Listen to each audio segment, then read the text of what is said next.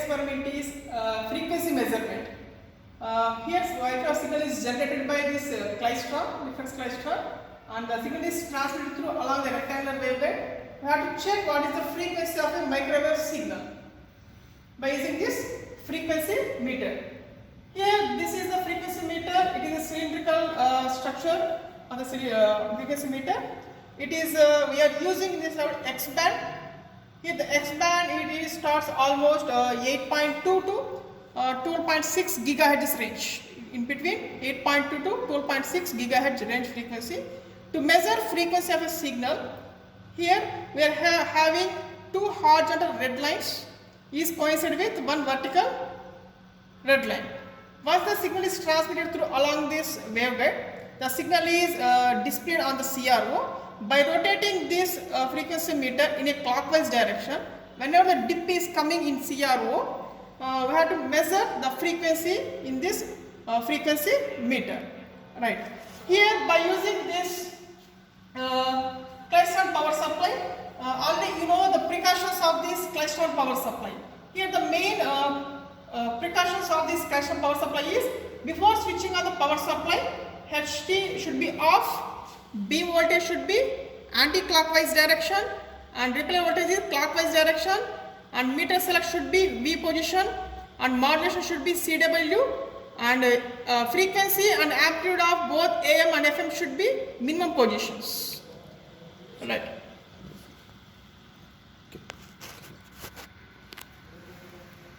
Right.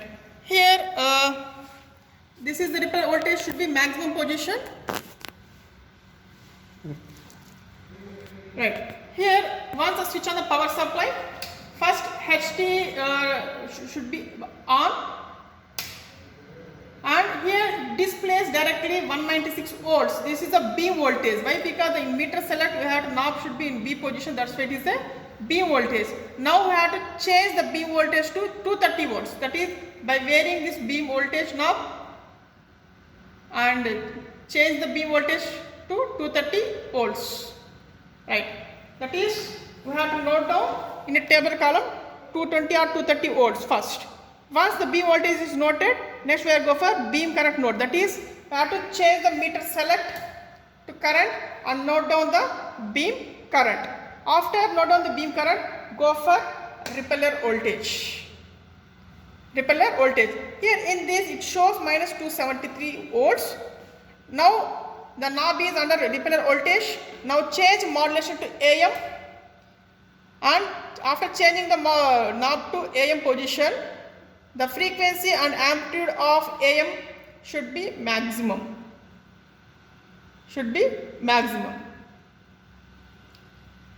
After this, varying the repeller voltage slowly in anti-clockwise direction up to first mode of a signal should be generated. Up to first mode of a signal should be generated. You see in CRO, the first mode of a signal is generated first. Nothing but the signal is generated by the reflex klystron and transmitted along this waveguide. The finally reach to the detector mode, and there it shows in the CRO. Now we have to find out what is the frequency of this particular mode of a signal. Now, by varying this frequency meter in a clockwise direction slowly, where exactly dip is coming, suddenly change the amplitude.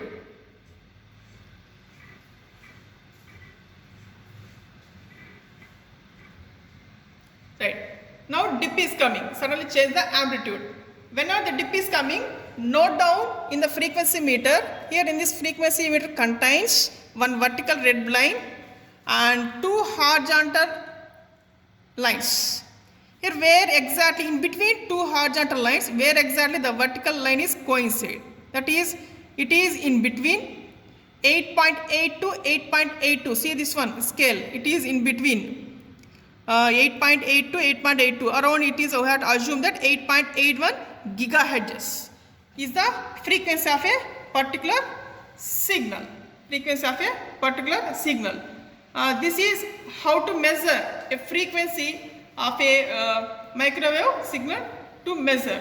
After finding this one, note down what is the beam voltage, what is the beam current, what is the repeller voltage, and what is the practical way we are getting the frequency.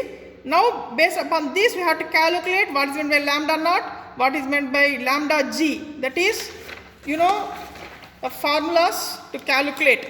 Here first I have to calculate lambda c value, that is cutoff wavelength, which is equal to 2a. Here 2 is multiplied with 2.286 centimeters.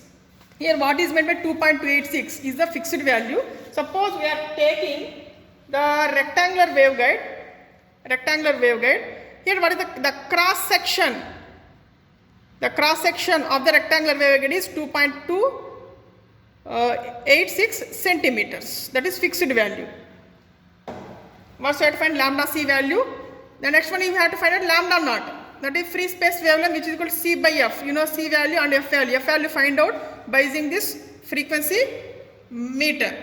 After finding this lambda naught value, go for guide wavelength. After finding the guide wavelength, the finally theoretical value you have to calculate the frequency. Just compare the frequency both theoretical and practical by finding this lambda c, that is cutoff wavelength, free space wavelength, guide wavelength. After all finding this wavelengths, you know the formula of frequency equal to c by lambda, which is equal to c into root of 1 by lambda g square plus 1 by lambda c square. By substitute lambda g value and lambda c value, we have to find out the frequency. This is a method to calculate frequency by using frequency meter in a microwave bed setup. Thank you very much for attending this laboratory.